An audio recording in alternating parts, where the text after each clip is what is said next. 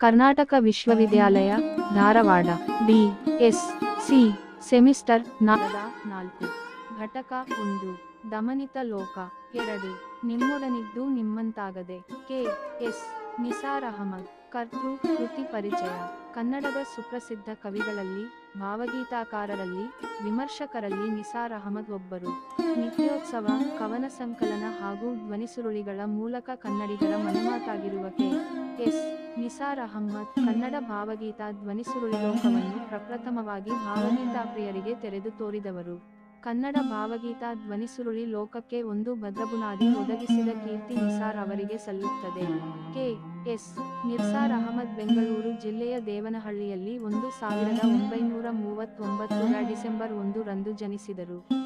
ಕೊಕ್ಕರೆ ಹೊಸಹಳ್ಳಿ ಶೇಖ್ ಹೈದರ್ ನಿಸಾರ್ ಅಹಮದ್ ಇದು ನಿಸಾರ್ ಅಹಮದ್ ಅವರ ಪೂರ್ಣ ಹೆಸರು. ಪ್ರಾಥಮಿಕ ಹಾಗೂ ಮಾಧ್ಯಮಿಕ ಶಿಕ್ಷಣವನ್ನು ಬೆಂಗಳೂರು ಹಾಗೂ ಹೊಸಕೋಟೆಗಳಲ್ಲಿ ಪೂರೈಸಿದ ನಿಸಾರ್, ಬೆಂಗಳೂರು ವಿಶ್ವವಿದ್ಯಾನಿಲಯದಿಂದ ಭೂಗರ್ಭಶಾಸ್ತ್ರದಲ್ಲಿ ಎಂ.ಎಸ್ಸಿ. ಪದವಿ ಪಡೆದರು. ನಂತರ ಸರ್ಕಾರಿ ಕಾಲೇಜಿನಲ್ಲಿ ಭೂಗರ್ಭಶಾಸ್ತ್ರ ಅಧ್ಯಾಪಕರಾಗಿ ವೃತ್ತಿ ಜೀವನ ಪ್ರಾರಂಭಿಸಿದ ನಿಸಾರ್ ಬೆಂಗಳೂರು, ಚಿತ್ರದುರ್ಗ, ಶಿವಮೊಗ್ಗ ಕಾಲೇಜುಗಳಲ್ಲಿ ಸೇವೆ ಸಲ್ಲಿಸಿದರು. ರಾಷ್ಟ್ರೀಯ ಶಿಕ್ಷಣ ಸಂಶೋಧನಾ ಮಂಡಳಿಯ ಸದಸ್ಯರಾಗಿ, ಕರ್ನಾಟಕ ಸಾಹಿತ್ಯ ಅಕಾಡೆಮಿ ಅಧ್ಯಕ್ಷರಾಗಿ ನಿಸಾರ್ ಕಾರ್ಯನಿರ್ವಹಿಸಿದ್ದಾರೆ. ಕೃತಿಗಳು: ಮನಸ್ಸು ಗಾಂಧಿ ಬಜಾರು, ನೆನೆದವರ ಮನದಲ್ಲಿ, ಸಂಜೆ 5ರ ಮಳೆ, ಸುಮುಹೂರ್ತ, ನಾನೆಂಬ ಪರಕೀಯ, ನಿತ್ಯೋತ್ಸವ, ಆಕಾಶಕ್ಕೆ ಸರಹದ್ದುಗಳಿಲ್ಲ, ಸ್ವಯಂ ಸೇವೆಯ ಗಿಳಿಗಳು, ಅನಾಮಿಕ ಆಂಗ್ಲರು, ನವೋಲ್ಲಾಸ ಮುಂತಾದವು ನಿಸಾರರ ಕೆಲ ಪ್ರಮುಖ ಕವನ ಸಂಕಲನಗಳು. ಇದು ಬರೀ ಬೆಡಗಲ್ಲೋ ಅಣ್ಣ, ಮನದೊಂದಿಗೆ ಮಾತು, ಹಿರಿಯರು ಹರಿಸಿದ ದಾರಿ, ಅಚ್ಚುಮೆಚ್ಚು ಮುಂತಾದವು ನಿಸಾರ್ರ ವಿಮರ್ಶಾ ಕೃತಿಗಳು. A midsummer night springs, Othello ಇವು ನಿಸಾರ್ರ ಶೇಕ್ಸ್ಪಿಯರ್ ನಾಟಕಗಳ ಅನುವಾದ. ರಷ್ಯನ್ ಕಥೆಗಳು, ಪಾಬ್ಲೋ ಸೆರೂಡಾನ ಪದ್ಯಗಳು ಇವು ಇವರ ಇತರ ಅನುವಾದಿತ ಕೃತಿಗಳು. ಹಕ್ಕಿಗಳು, ಶಿಲೆಗಳು, ಖನಿಜಗಳು, ಪುಟ್ಟ ಸಂತರು ಮತ್ತು ಕಲಿಗಳು ಇವು ನಿಸಾರರ ಸಂಪಾದಿತ ಕೃತಿಗಳು. ನಿಸಾರ್ ಸಾಹಿತ್ಯ ಸೇವೆಗೆ ಹಲವಾರು ಪ್ರಶಸ್ತಿಗಳು ಸಂದಿವೆ. ಅವುಗಳಲ್ಲಿ ರಾಜ್ಯೋತ್ಸವ ಪ್ರಶಸ್ತಿ, ಕರ್ನಾಟಕ ಸಾಹಿತ್ಯ ಅಕಾಡೆಮಿ ಪ್ರಶಸ್ತಿ, ಗೊರೂರು ಪ್ರಶಸ್ತಿ, ನಾಟಕ ಅಕಾಡೆಮಿ ಪ್ರಶಸ್ತಿ, ದೇಜಗೌ ಟ್ರಸ್ಟ್ನ ವಿಶ್ವಮಾನವ ಪ್ರಶಸ್ತಿ, ಹಂಪಿ ಕನ್ನಡ ವಿಶ್ವವಿದ್ಯಾಲಯದ ಗೌರವ ಡಾಕ್ಟರೇಟ್ ಪ್ರಶಸ್ತಿ ಪ್ರಮುಖವಾದವು. ನಿಸಾರ್ 2005 ರಲ್ಲಿ ಶಿವಮೊಗ್ಗದಲ್ಲಿ ನಡೆದ 73ನೇ ಅಖಿಲ ಭಾರತ ಕನ್ನಡ ಸಾಹಿತ್ಯ ಸಮ್ಮೇಳನದ ಅಧ್ಯಕ್ಷರಾಗಿದ್ದರು.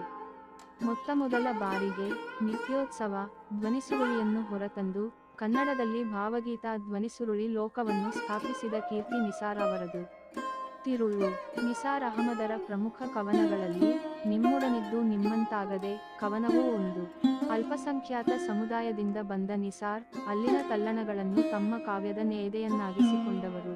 ಇಂಥ ತಲ್ಲಣಗಳನ್ನು ಒಳ ನೇಯ್ಗೆಯಾಗಿಸಿಕೊಂಡು ಸಮರ್ಥವಾಗಿ ಅಭಿವ್ಯಕ್ತಿ ಪಡೆದ ಕವನ ನಿಮ್ಮೊಡನಿದ್ದು ನಿಮ್ಮಂತಾಗದೆ ಎಂಬುದು.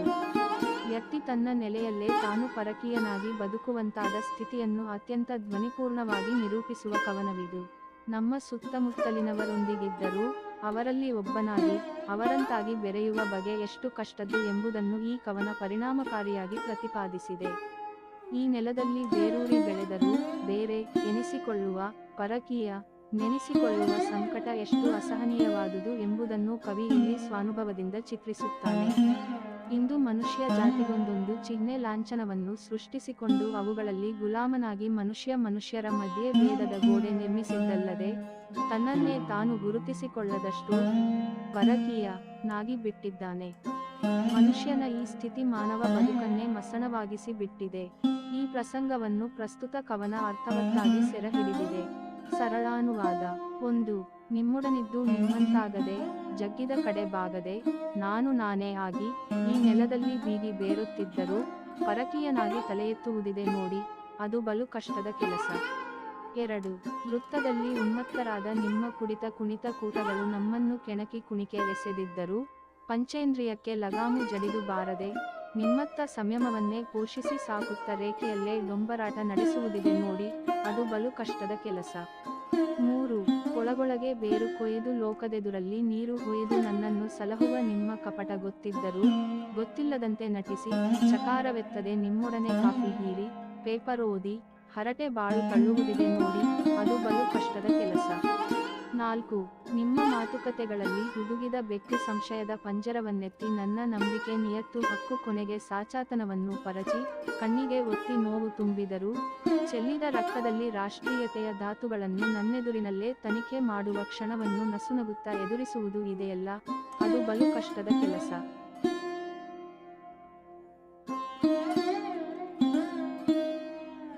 2 ಅಂಕದ ಪ್ರಶ್ನೋತ್ತರಗಳು.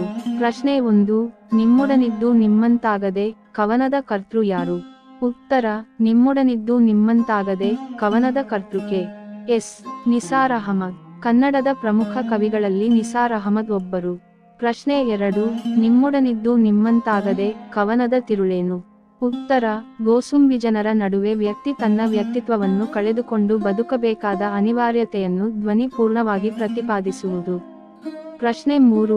ಯಾವುದು ತಲೆ ಎತ್ತುವುದು ಬಲು ಕಷ್ಟ?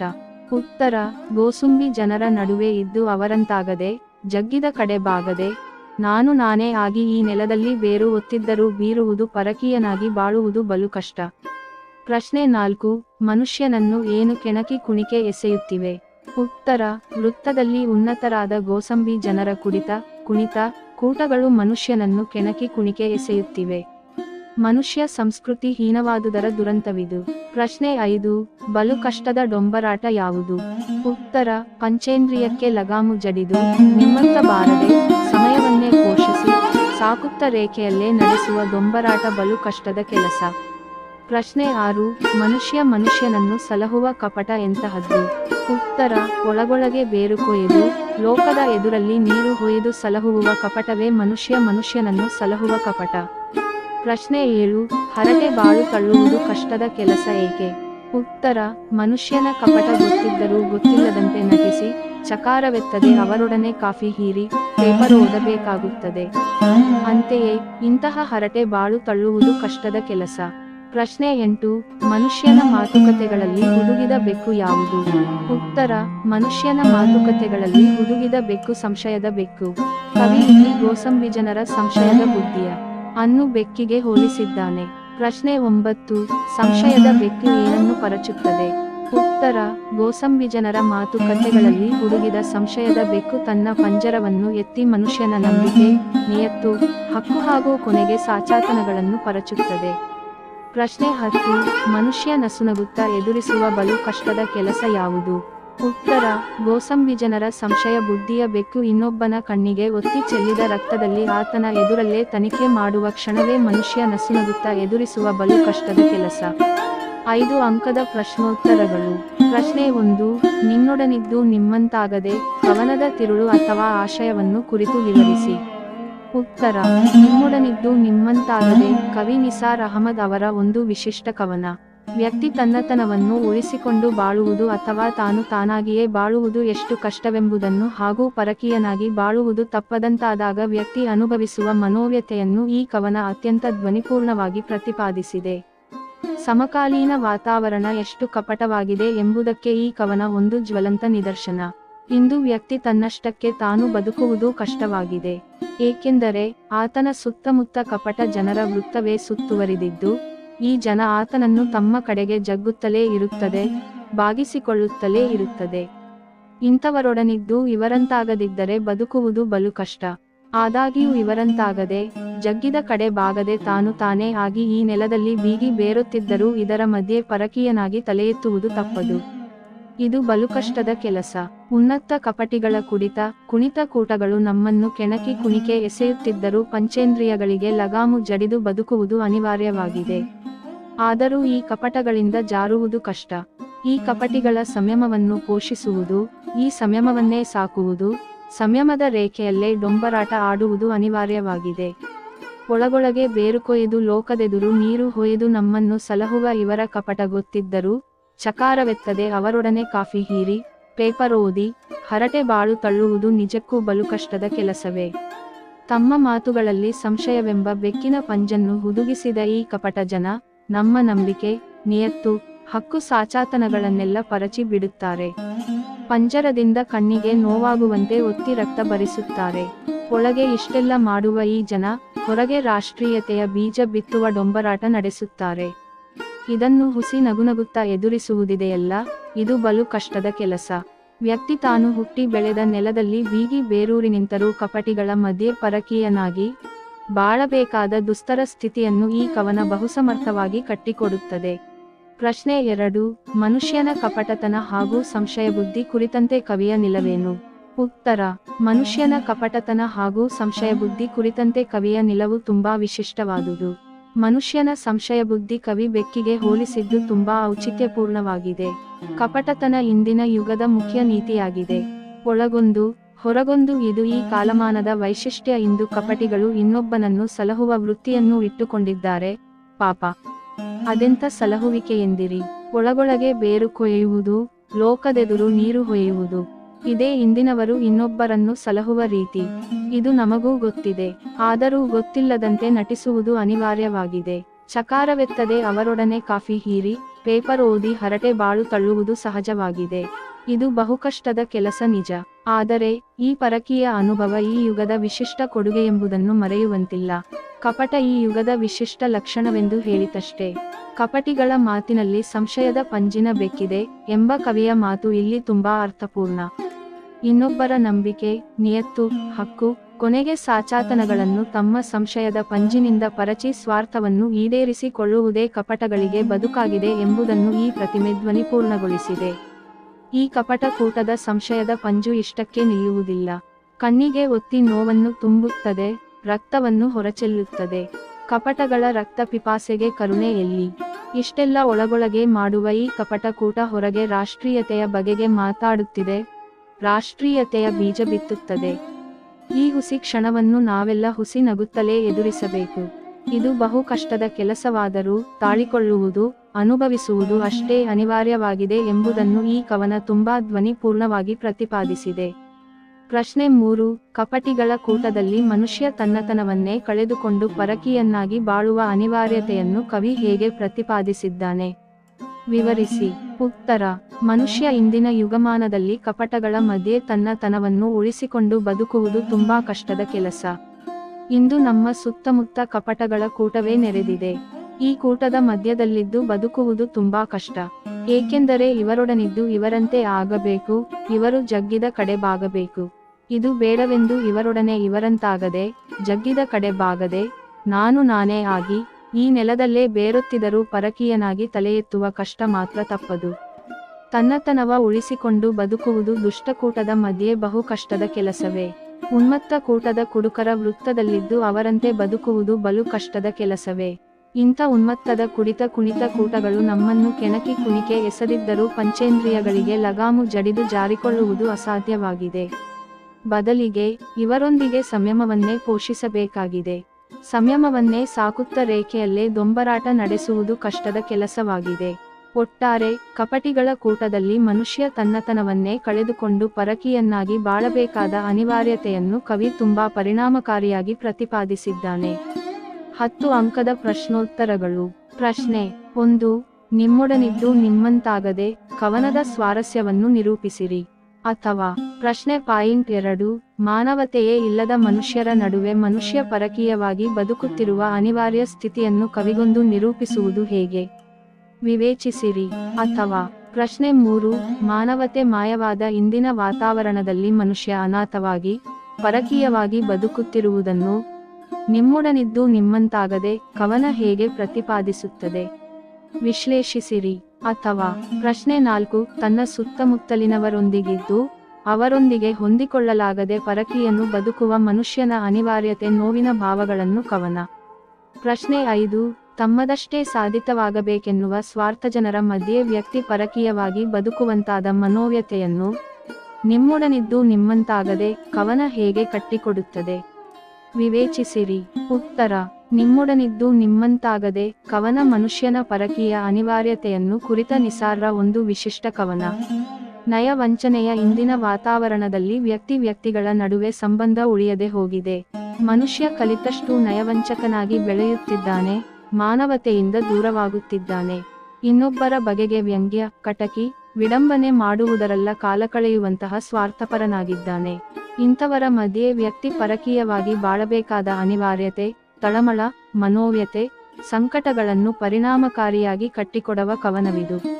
ವ್ಯಕ್ತಿ ಇಂದು ತುಂಬಾ ಸ್ವಾರ್ಥಿಯಾಗಿದ್ದಾನೆ, ನಯವಂಚಕನಾಗಿದ್ದಾನೆ. ತಮ್ಮೊಂದಿಗೆ ಬದುಕುತ್ತಿರುವ ಇನ್ನೊಬ್ಬರನ್ನು ಜಗ್ಗಿ ಬಾಗಿಸಬೇಕೆನ್ನುವುದೇ ಇಂದಿನ ಮನುಷ್ಯ ಸ್ವಭಾವವಾಗಿ ಬಿಟ್ಟಿದೆ. ಇಂಥ ಜನರ ಮಧ್ಯದಲ್ಲಿದ್ದು ಇಂಥವರಂತಾಗದ ಮನುಷ್ಯನ ಸ್ಥಿತಿ ಬಹು ಕಷ್ಟದ್ದು. ನಾನು ನಾನೇ ಆಗಿ ಉಳಿಯುವುದೆಂದರೆ ಇಲ್ಲಿ ಬಲುಘೋರ. ಆದಾಗ್ಯೂ ನಾನು ನಾನೇ ಆಗಿ ಈ ನೆಲದಲ್ಲೇ ಬೀಗಿ ಬೇರುತ್ತಿದ್ದರೂ ಪರಕೀಯವಾಗಿ ಬಾಳಬೇಕಾದ ಅನಿವಾರ್ಯತೆ ತಪ್ಪದು. ನಾನು ನಾನೇ ಆಗಿ ಬೀಗಿ ಬೇರುತ್ತಿ ಬೆಳೆದರೂ ಅಥವಾ ನನ್ನ ಕಾಲ ಮೇಲೆ ನಿಂತು ತನ್ನತನವನ್ನು ಉಳಿಸಿಕೊಂಡರೂ ಪರಕೀಯವಾಗಿ ತಲೆಯೆತ್ತುವ ಕಷ್ಟ ತಪ್ಪಿದ್ದಲ್ಲ. ಇಂಥ ಕರ್ಮ ಬಲು ಕಷ್ಟದ್ದು. ಸ್ವಾರ್ಥಪರವಾದ ಇಂದಿನ ವಾತಾವರಣದಲ್ಲಿ ವ್ಯಕ್ತಿ ತನ್ನನ್ನು ತಾನು ಗುರುತಿಸಿಕೊಳ್ಳುವುದು ಎಷ್ಟು ಕಷ್ಟದ್ದಾಗಿದೆ, ಪರಕೀಯವಾಗಿ ತಲೆಯೆತ್ತಲಾಗದೆ ಸ್ವತಂತ್ರವಾಗಿ ಬದುಕುವುದು ಎಷ್ಟು ದುಸ್ತರವಾಗಿದೆ ಎಂಬುದನ್ನು ಕವನ ಅತ್ಯಂತ ಧ್ವನಿಪೂರ್ಣವಾಗಿ ನಿರೂಪಿಸುತ್ತದೆ. ಇಂದು ಕುಡಿತ, ಕುಣಿತ, ಕೂಟಗಳು ಸರ್ವಸಾಮಾನ್ಯವಾಗಿ ಬಿಟ್ಟಿವೆ. ಕುಡಿತದಿಂದ ಉನ್ಮತ್ತರಾದ ಒಂದು ಪಡೆಯೇ ನಿರ್ಮಾಣವಾಗಿದೆ ಅಲ್ಲಲ್ಲಿ. ಇಂಥ ಉನ್ಮತ್ತ ಜನರ ವೃತ್ತದಲ್ಲಿ ಬದುಕುವ ಅನಿವಾರ್ಯತೆ ಬಹು ಕಷ್ಟದ್ದೇ. ಈ ಉನ್ನತದ ಕುಡಿತ ಕುಣಿತದ ಕೂಟಗಳು ನಮ್ಮನ್ನು ಕೆಣಕಿ ಕುಣಿಕೆ ಎಸೆಯುತ್ತಿವೆ. ಆದಾಗ್ಯೂ ಇಲ್ಲಿ ಪ್ರತಿಭಟಿಸುವಂತಿಲ್ಲ. ಪ್ರತಿಭಟಿಸದೆ ಪಂಚೇಂದ್ರಿಯಗಳನ್ನು ಹಿಡಿತದಲ್ಲಿಟ್ಟುಕೊಳ್ಳುವುದೇ ಕ್ಷೇಮ. ಉನ್ಮತ್ತ ವೃತ್ತ ಕೆಣಕಿ ಕುಣಿಕೆ ಎಸೆದರೂ ಪಂಚೇಂದ್ರಿಯಗಳಿಗೆ ಲಗಾಮು ಜಡಿದು ಜಾರಿಕೊಳ್ಳುವುದೇ ಸರಿ. ಆದರೆ ಈ ಉನ್ಮತ್ತ ವೃತ್ತ ಬಿಡಬೇಕಲ್ಲ. ಹೀಗಾಗಿ ಪಂಚೇಂದ್ರಿಯಗಳಿಗೆ ಲಗಾಮು ಜಡಿದು ಜಾರಲಾಗದೆ ಅವರು ಸಂಯಮವನ್ನೇ ಪೋಷಿಸಿ ಸಾಕುವುದು ಅನಿವಾರ್ಯವಾಗುತ್ತದೆ. ಈ ಸಂಯಮದ ರೇಖೆಯಲ್ಲೇ ದೊಂಬರಾಟ ನಡೆಸಬೇಕಾಗುತ್ತದೆ. ಈ ಸ್ಥಿತಿಯೇನಿದೆಯಲ್ಲ ಇದು ಬಲು ಕಷ್ಟವೇ. ಇಂದು ವ್ಯಕ್ತಿಗೆ ಕಪಟವೇ ಬಹುದೊಡ್ಡ ಆಸ್ತಿಯಾಗಿದೆ, ಗುಣವಾಗಿದೆ. ಒಳಗೊಳಗೆ ಬೇರು ಕೊಯ್ಯುವುದು, ಜನರೆದುರು ಹೊರಗೆ ನೀರು ಹೊಯ್ಯುವುದು ಈ ಕಪಟ ಇಂದು ಮನುಷ್ಯನ ಸಹಜಗುಣವಾಗಿ ಬಿಟ್ಟಿದೆ, ಜೀವನ ವಿಧಾನವಾಗಿ ಬಿಟ್ಟಿದೆ. ಈ ಕಪಟ ನಮ್ಮನ್ನು ಸಲಹುವ ಒಂದು ಚೆಲ್ಲಾಟವಾಗಿರುವುದು ಬಹುದೊಡ್ಡ ದುರಂತ. ಒಳಗೊಳಗೆ ಬೇರು ಕೊಯ್ದು ಲೋಕದೆದುರು ನೀರು ಹೊಯ್ದು ಈ ಜನ ನಮ್ಮನ್ನು ಸಲಹುವ ಕಪಟ ನಮಗೂ ಗೊತ್ತಿದೆ. ಆದರೆ ನಾವೇನು ಮಾಡಲಾರದವರಾಗಿದ್ದೇವೆ ಅಥವಾ ಅಸಹಾಯಕರಾಗಿದ್ದೇವೆ. ಈ ಕಪಟ ಗೊತ್ತಿದ್ದರೂ ಗೊತ್ತಿಲ್ಲದಂತೆ ನಟಿಸುತ್ತಿದ್ದೇವೆ. ಚಕಾರವೆತ್ತದೆ ಈ ಕಪಟಗಳೊಡನೆ ಕಾಫಿ ಹೀರುತ್ತಿದ್ದೇವೆ, ಪೇಪರ್ ಓದುತ್ತಿದ್ದೇವೆ, ಹರಟೆ ಹೊಡೆಯುತ್ತಿದ್ದೇವೆ. ಹೀಗೆ ಇಂಥವರೊಂದಿಗೆ ಅನಿವಾರ್ಯವಾಗಿ ಬಾಳುವುದಿದೆಯಲ್ಲ ಇದು ಬಲು ಕಷ್ಟದ ಕೆಲಸ. ಇಂಥ ಕಪಟಿಗಳ ಮಾತುಗಳಲ್ಲಿ ನಮ್ಮನ್ನೆಲ್ಲ ಪೀಡಿಸುವ, ಕಾಡಿಸುವ, ಪರಚುವ ಪಂಜರಿನ ಬೆಕ್ಕು ಹುದುಗಿದೆ. ಈ ಕಪಟ ಜನಕ್ಕೆ ಇತರರ ಬಗೆಗೆ ನಂಬಿಕೆಯೆಂಬುದಿಲ್ಲ, ಬರೀ ಸಂಶಯ ಬುದ್ಧಿ. ಹೀಗಾಗಿ ಇವರ ಮಾತುಗಳಲ್ಲಿ ಹುದುಗಿದ ಬೆಕ್ಕು ಸಂಶಯದ ಪಂಜನ್ನೆತ್ತಿ ನಮ್ಮ ನಂಬಿಕೆ, ನಿಯತ್ತು, ಹಕ್ಕುಗಳನ್ನು ಹಾಗೂ ಕೊನೆಗೆ ನಮ್ಮ ಸಾಚಾತನವನ್ನು ಪರಚಿ ಪಂಜರವನ್ನು ಒಳ ಒತ್ತಿ ಕಣ್ಣಿಗೆ ನೋವು ತುಂಬುತ್ತಿದೆ, ರಕ್ತ ಬರಿಸುತ್ತಿದೆ. ಅಷ್ಟೇ ಅಲ್ಲ, ಚೆಲ್ಲಿದ ರಕ್ತದಲ್ಲಿ ರಾಷ್ಟ್ರೀಯತೆಯ ಧಾತುಗಳನ್ನು ನಮ್ಮೆದುರಿನಲ್ಲೇ ತನಿಖೆ ಮಾಡುತ್ತದೆ ಈ ಸಂಶಯದ ಬೆಕ್ಕು. ಕಪಟಿ ಮನುಷ್ಯನ ಸ್ವಭಾವವನ್ನು ಪಂಜರದ ಬೆಕ್ಕಿಗೆ ಕವಿ ಪ್ರತಿಮಿಸಿದ್ದು ಇಲ್ಲಿ ತುಂಬಾ ಔಚಿತ್ಯಪೂರ್ಣವಾಗಿದೆ. ಏಕೆಂದರೆ ಕಪಟಿಗಳು ಮಾಡುವುದು ಪಂಜರದ ಬೆಕ್ಕಿನ ಕಾರ್ಯವನ್ನೇ. ಈ ಕಪಟ ಜನ ಒಳಗೊಳಗೆ ಹೀಗೆ ಹಿಂಸೆ ಕೊಟ್ಟು ಹೊರಗೆ ರಾಷ್ಟ್ರೀಯತೆಯ ಐಕ್ಯ ಸಾಧಿಸುವ ಸೋಗು ಹಾಕುವ ಜನ. ಇದು ರಾಷ್ಟ್ರದ ದುರಂತ. ಆದಾಗ್ಯೂ ಇಂಥ ಹಿಂಸೆಯ ಕ್ಷಣವನ್ನು ನಸುನಗುತ್ತಾ ಎದುರಿಸುತ್ತಿದ್ದೇವಲ್ಲ ಇದು ಬಹು ಕಷ್ಟದ ಕೆಲಸ. ಹೀಗೆ ವ್ಯಕ್ತಿ ತನ್ನವರ ಮಧ್ಯದಲ್ಲಿದ್ದು ಅವರಂತಾಗದೆ ತಾನು ತಾನೇ ಆಗಿ ಬದುಕಿದರೂ ಅನಿವಾರ್ಯವಾಗಿ ಪರಕೀಯನಾಗಿ ಬಾಳಬೇಕಾದ ನೋವಿನ ಸಂಗತಿಯನ್ನು, ದುರಂತವನ್ನು ಈ ಕವನ ಅತ್ಯಂತ ಧ್ವನಿಪೂರ್ಣವಾಗಿ ನಿರೂಪಿಸುತ್ತದೆ.